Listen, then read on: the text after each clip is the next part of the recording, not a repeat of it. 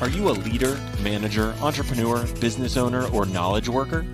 Are you leading people or wondering how to be a better leader in your own life and work? If you are, then you can be experimenting better. Welcome to The Experimental Leader, a podcast that takes a look at the ways leaders are experimenting in their own work.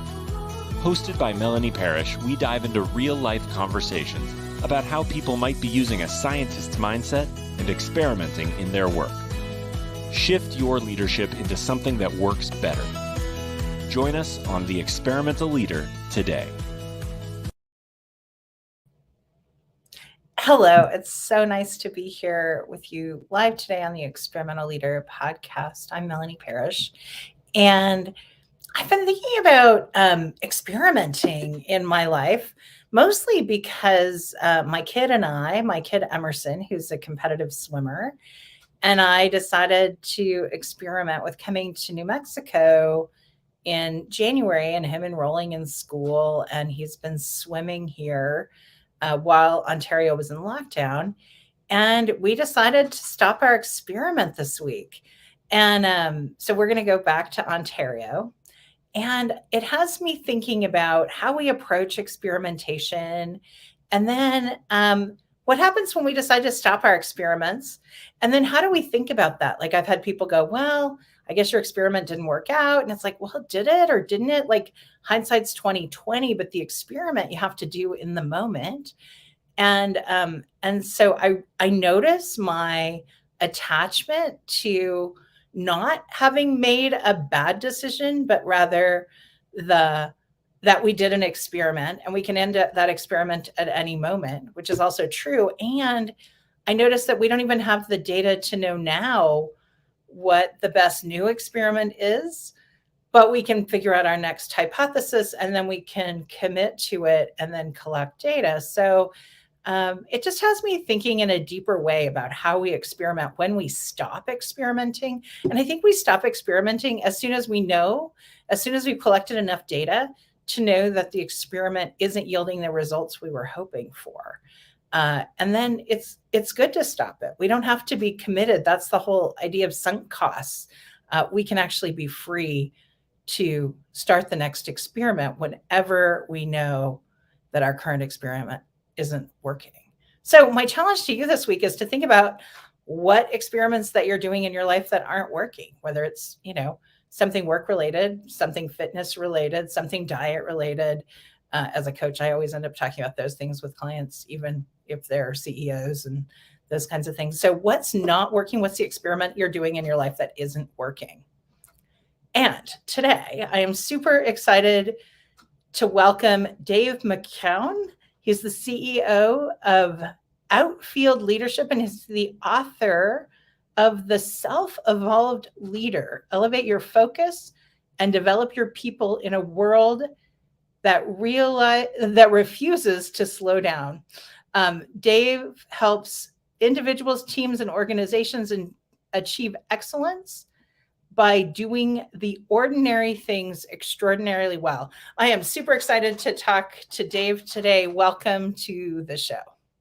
Melanie, thank you so much for having me. It's really great to be here. I love that little anecdote on experimentation, and was just thinking on the way through, it's funny how folks say to us, well, that experiment didn't work. And to your point, it's like, well, no, it did. So maybe I didn't get the results that I thought would have happened, but I learned a whole bunch of stuff as a result. That's right. I thought that was a fantastic little story. So thank you for sharing. That's a nice little thought provoker for me for the rest of the day. Yeah, it's been a thought provoker for me too over the last few days as we've been trying to make this big decision, but it's based on, experimental data. And you're right. We never know if an experiment's going to work or not, or it wouldn't be an experiment. It would be the truth. Right, for sure. So it's kind of funny. Well, I just want to hear what you're experimenting with in your life and your work right now. Gosh, for me, I've been thinking a lot, just similar to that point, on this notion that when we look back on our life, we have a tendency to believe that we just walked one path and we don't consider the other paths that could have been something that we walked. And yet, when we look at our future, we've got so many routes and avenues to go down. And so for me, it's all about being able to say yes to those projects that are super exciting to me. I think it was Tim Ferriss, maybe maybe 5 years ago, said, if it's not a heck yes, it's a no.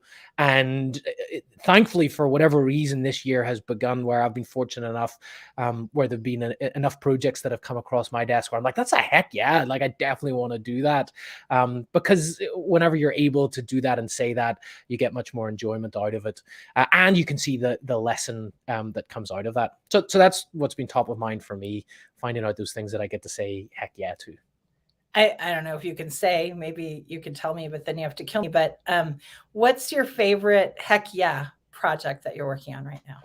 I have got the opportunity to build out a leadership development program for a company a tech company that I can't name for privacy purposes, but it was one of those projects that just came across my desk. I was like, yeah, that's an absolute yes. I just love the opportunity to do that. So the work that I do is to build and deliver leadership training and development programs for leaders, typically mid-level and above.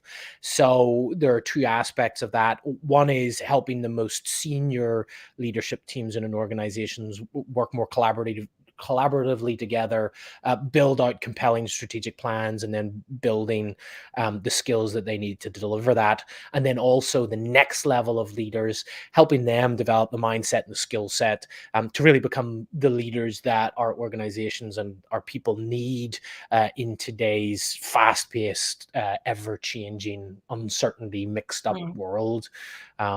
And so any opportunity that I get to do that, to really move the needle for individual leaders, their teams, and their organizations is what excites me. I think that's really fun. I love building that stuff out too. It's like there's the magic of creation or something, as opposed to delivery is often like there can be rigor and there can be joy in the outcomes, but it's not as creative. So I love that you're getting to do that. That's really fun. Yeah, sometimes starting just with a blank sheet of paper and saying, okay, what is the journey that we need our leaders to go through is a really fun place to be, and sketching out that just that behavioral journey that they're walking through is fun to just take a step back and take a look at it. And then you begin to narrow it down. And then to your point, you get into the delivery of it, which is great because you've got human connection and you can start to see some of that come into action.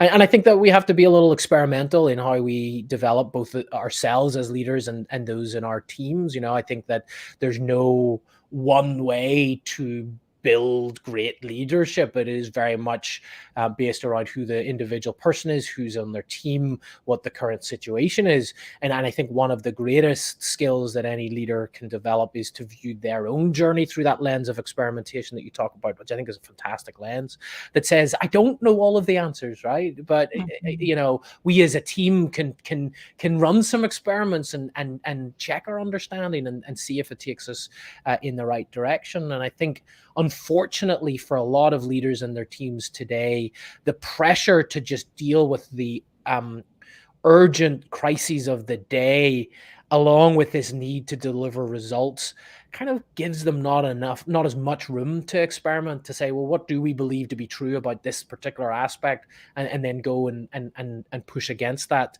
to get to a better place. And if there's one thing that for folks listening on this that I'd encourage them to do, is to try to get to that point where there's just a little bit of leeway for you to experiment in your own leadership or with your teams. Because I think to your point in your story at the beginning, that's where we learn and we grow. If we don't experiment, how do we're just doing, we're rinsing and repeating, and we're not growing, I'm really struck by the tagline of your book, doing ordinary things extraordinarily well. Can you talk about that a little bit? Like, what would those things be? Yeah. So my father, who really got me into the world of leadership development and consulting, had a phrase, which is that brilliance is built on the mundane. And in our culture and our society, we love to put forward role models and pictures of heroism in action, whether that's from sports or movies or politics. We love to put forward this this hero who, steals victory from the jaws of defeat and swoops in at the end of the day to prevent disaster befalling upon us. And that doesn't translate well to our organizations. Being a leader day to day in an organization is not the same as building a sports team. It's not the same as being in the military. It's not the same as creating a movie character.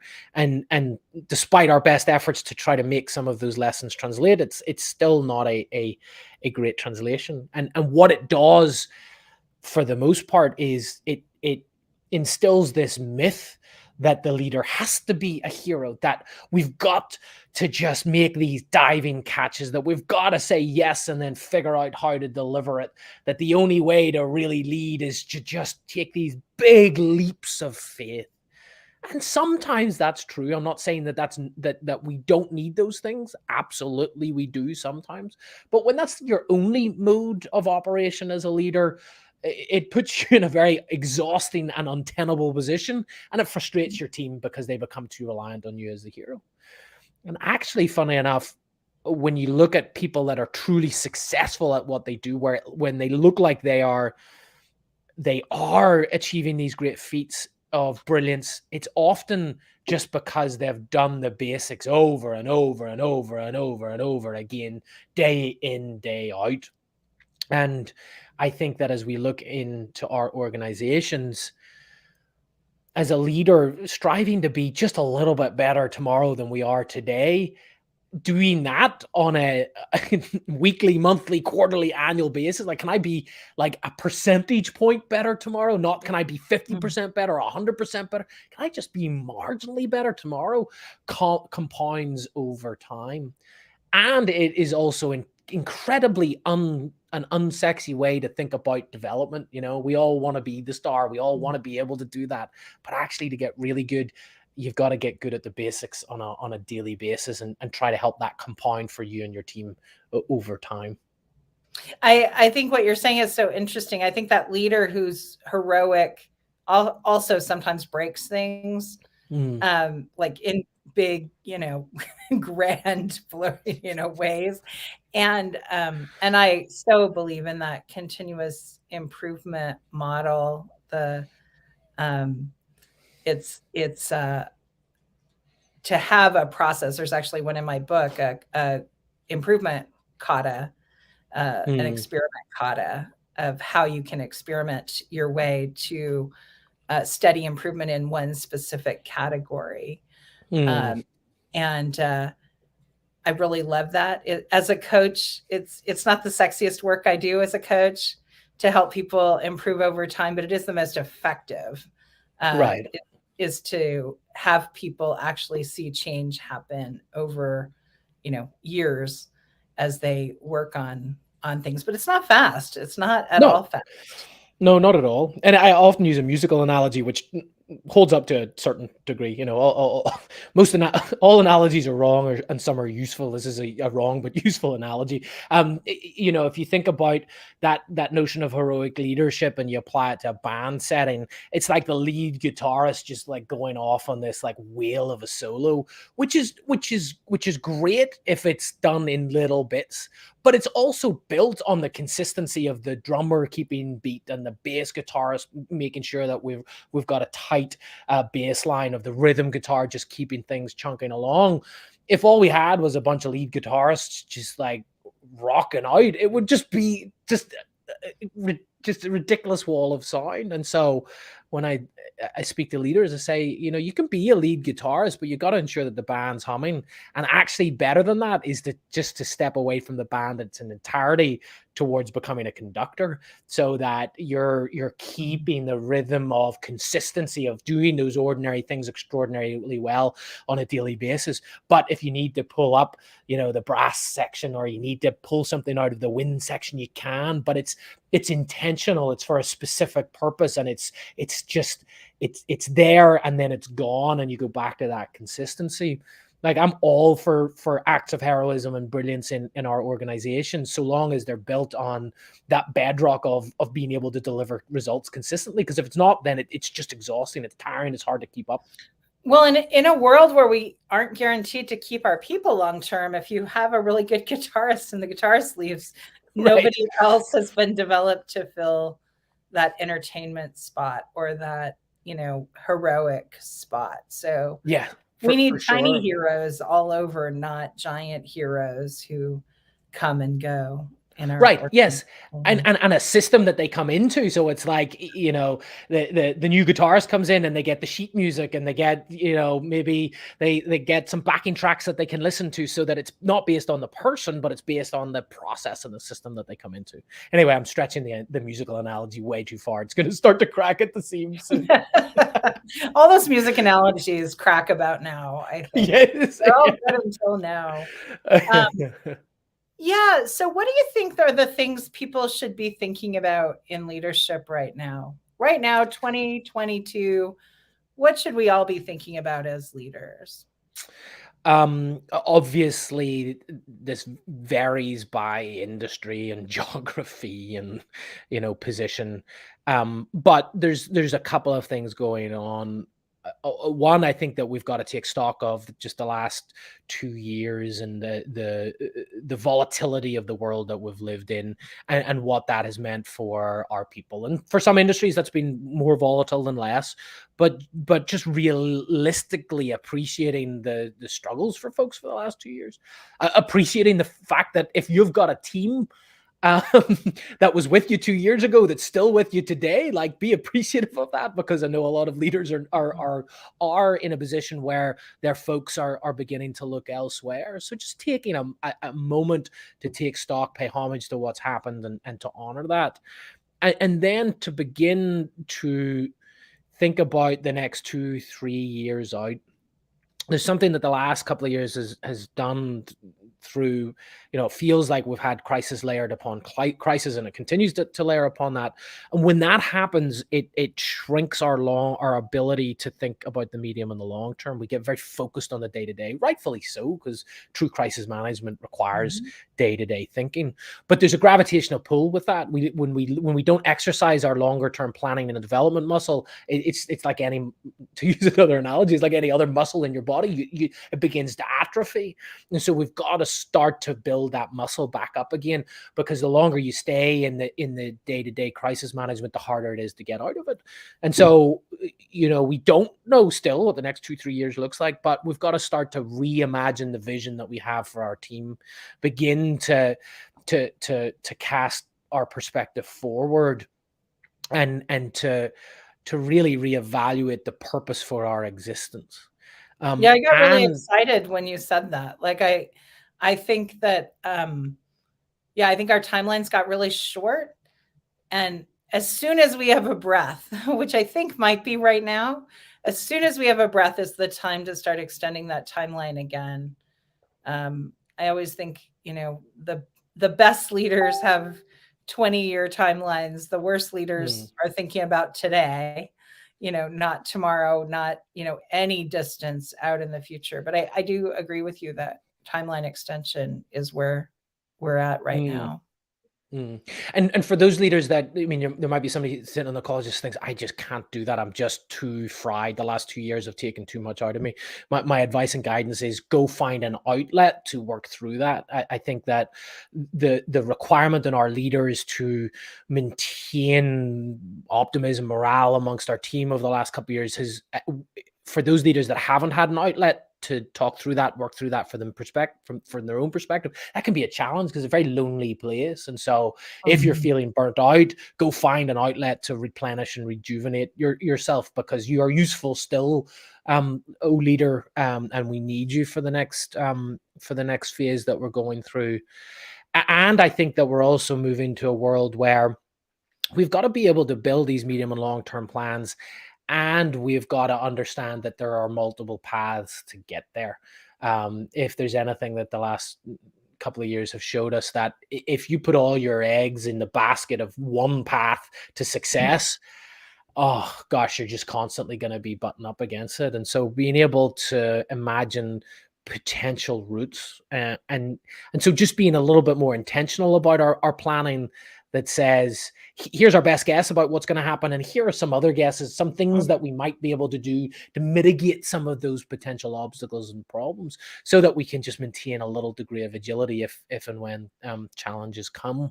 I think a combination of those two things will really stand our leaders in good stead. Well, I'm also curious what I always like to ask people who come on my podcast, or I sometimes ask, what do you do for self-care for yourself? I always think it's interesting for people to hear some ideas. So I speak to a therapist twice a month, which is just massively helpful. I've been doing it for about 1.5 years, and honestly, I have no idea why I didn't do it before. You've got somebody who's in your corner that literally their job is just to listen to you, to not provide narrative, to not even, just to give you that place to talk about things. And so that's been super helpful for me. It has helped me identify some patterns of self-talk, because we all have these like internal narratives that we tell ourselves. And I always thought it was funny, I always over-relied on my self-talk as my ability to get out of any situation. Like I just put too much trust on my ability to do it. And what I didn't see and didn't realize was that I could find myself in some negative patterns of self-talk. And so just speaking to somebody else about that has helped elevate that. And whenever I can see that coming, I can just make a pivot and make a shift. So that's one. Secondly, for me, I play the guitar. So that's where the musical analogies come from. So every now and then, lead guitar. Do you play lead guitar? I mean, I try to. I'm amateur at best, and every now and then I'll just pick it up and strum away. And if I'm feeling particularly frustrated, I'll bash away a little harder.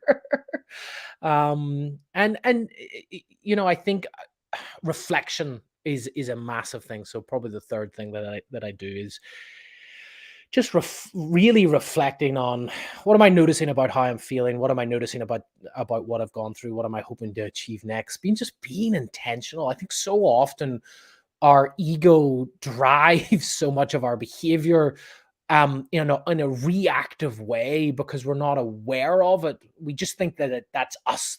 That our behavior, how we react, is just who we are. But actually we've got a bit of a duality of how we view ourselves, and our ego is just one part of that. Understanding what our ego needs and desires and moves towards, and using it as a tool rather than letting it drive our behavior, can be really helpful. So just intentionality and reflection, I think, can be really helpful. Cool. And where can people find you? I'm currently in my office in my small house in Laguna Beach. No, I'm just kidding. You're gonna be knocking on the door. Knocking on the door. Yeah. You can go to davemckeown.com to find out about me and some of the keynote speaking that I do, or outfieldleadership.com is all about the training and consulting that I do. I'm also on LinkedIn and Twitter, pretty active there. Love to connect with folks. Come find me whatever way you want. Love talking about leadership to anybody, and happy to share thoughts. Well, it's been fantastic to have you on the show. Thank you so much for being here. It's been a pleasure. Melanie, thank you for having me. It's been a fun conversation. All the best of luck with your next experiment. Thank you. Thank you. I think it might be a little colder. Well, it was great to talk to Dave today. And I love that he was talking about reactivity. And I have a gift for you. I have a cheat sheet that's about toxic leadership behaviors. You might find them in yourself. You might find them in others. And I would love to give you our cheat sheet that helps you overcome them, helps you work with others who have them.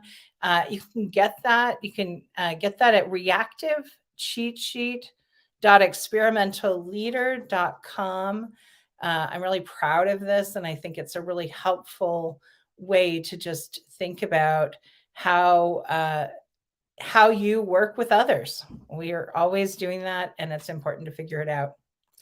I was really struck today with this idea of timeline. And I think it's so important for us to adjust our timelines to fit the situation.